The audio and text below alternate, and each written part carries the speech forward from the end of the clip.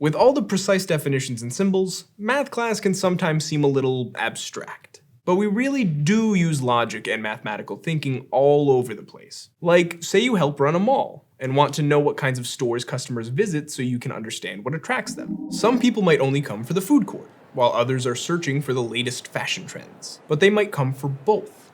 Or maybe they come for clothes, but they also stop by the cinnamon bun place. You get the idea. Even considering just two kinds of businesses, keeping track of everything at once and trying to talk about it can get tricky. In fact, we're often trying to make sense of lots of different things at once, like what they do or don't have in common, what they are, and where they belong. Thankfully, math offers a way to make sense of this and other similar problems at a glance, with nothing more than a few simple circles, Venn diagrams. I'm Jason Guglielmo, and this is Study Hall Real World College Math.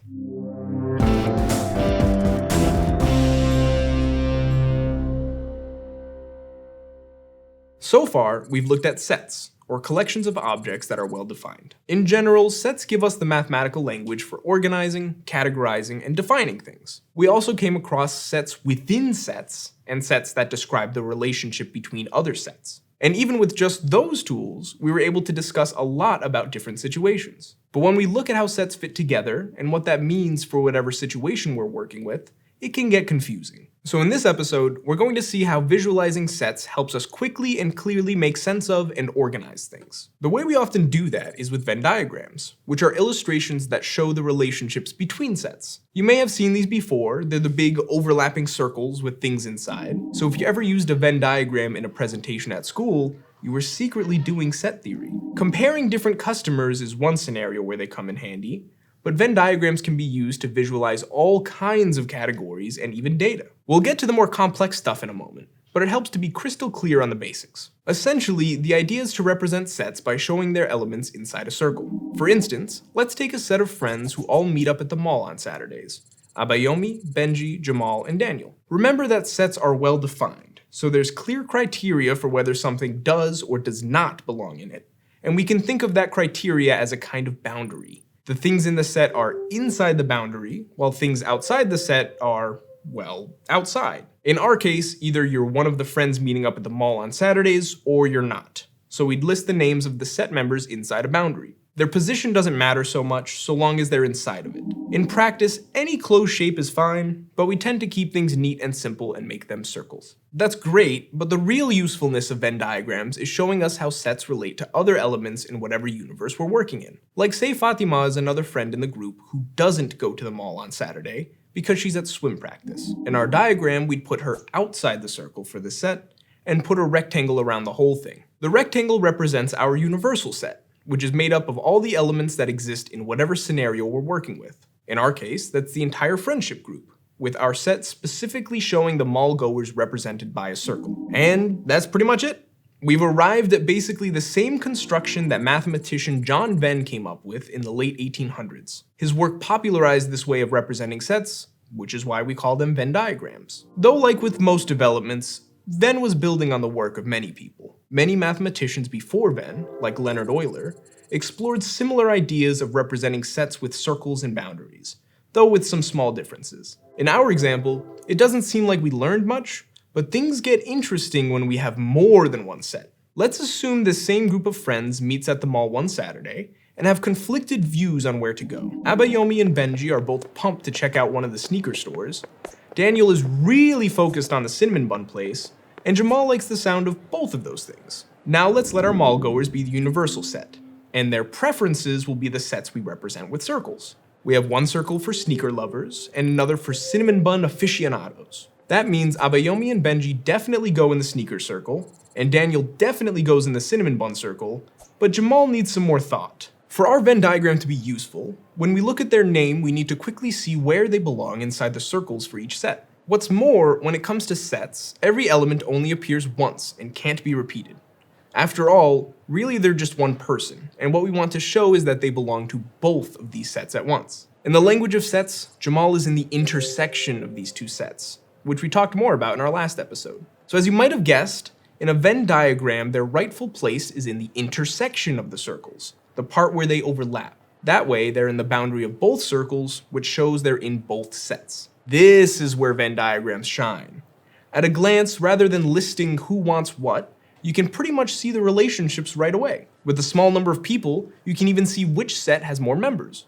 In this case, it's the people up for going to the sneaker store. While it might seem simple for just 5 people, this same idea can be just as helpful even if we're dealing with bigger numbers, like the example at the start of this episode. So now imagine you're part of the business operations of the mall itself. The owners want you to investigate the impact of shoe stores and dessert shops in attracting customers. So you run a survey, asking people as they leave the mall whether they went to the sneaker store or the cinnamon bun place, to get an idea of what kinds of stores are most popular. You record the responses about each kind of store from 1,000 people over the course of a week, and tally up which shops they visit.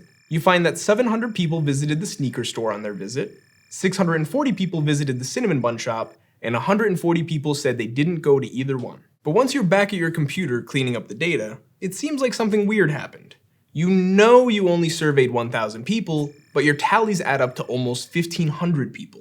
Some people must have visited both shops, a bit like Jamal from earlier, so we've double counted them. We could show this data in a Venn diagram from the start, but we can also make sense of this with an ordinary table. By looking at sets and intersections with both tables and Venn diagrams, we can see the underlying logic that links the two ways of visualizing data, and how to use them to answer questions about our data. We already know that 140 people didn't visit either store, so no confusion there. And we can also figure out how many people went to both stores pretty quickly. If we only surveyed 1,000 people, but we got 1,480 responses, we must have double counted 480 people. We still want to know how many people went to just the sneaker shop or just the cinnamon bun shop. Now is the time where a Venn diagram can help us out.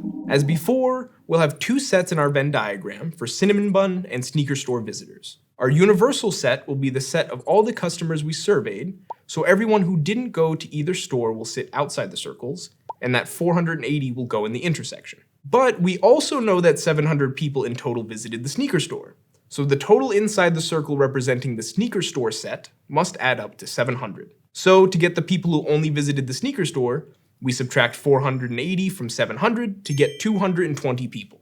In fact, we can do exactly the same thing for the cinnamon bun place too, following the same logic. This time, we do 640 minus 480 to get 160. And that's it!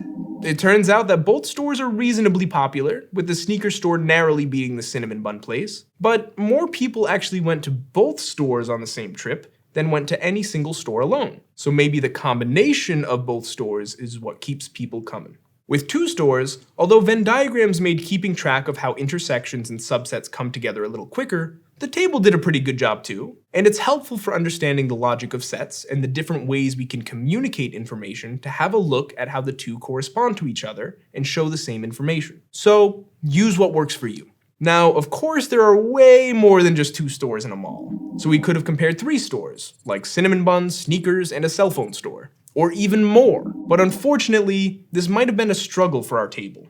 Previously, we used the rows for one kind of store and the columns for the other, with nowhere left for cell phones.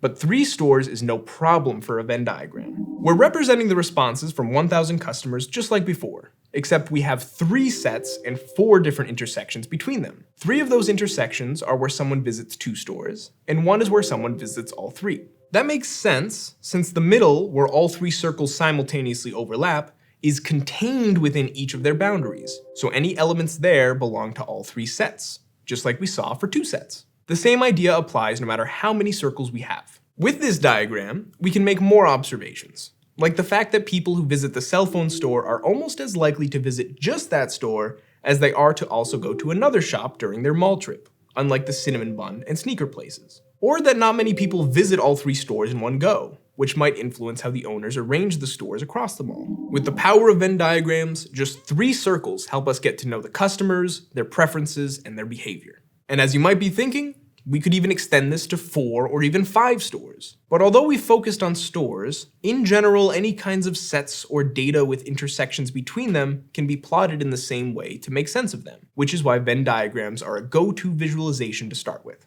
For instance, in bioinformatics, researchers can more easily understand the relationships shared between different medical conditions that humans have by visualizing the various genes shared by those that have them in a Venn diagram. That also helps them determine what genes could be behind those conditions.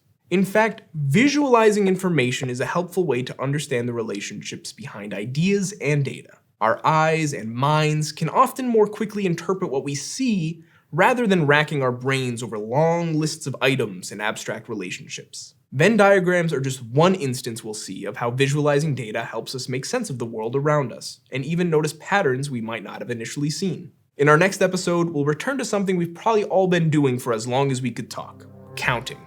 And we'll see how we can use it to explore different possibilities within sets. Thanks for watching Study Hall Real World College Math, which is produced by Arizona State University and the Crash Course team at Complexly. If you like this video, give us a like and subscribe. You can learn more about ASU and the videos produced by Crash Course in the links in the description.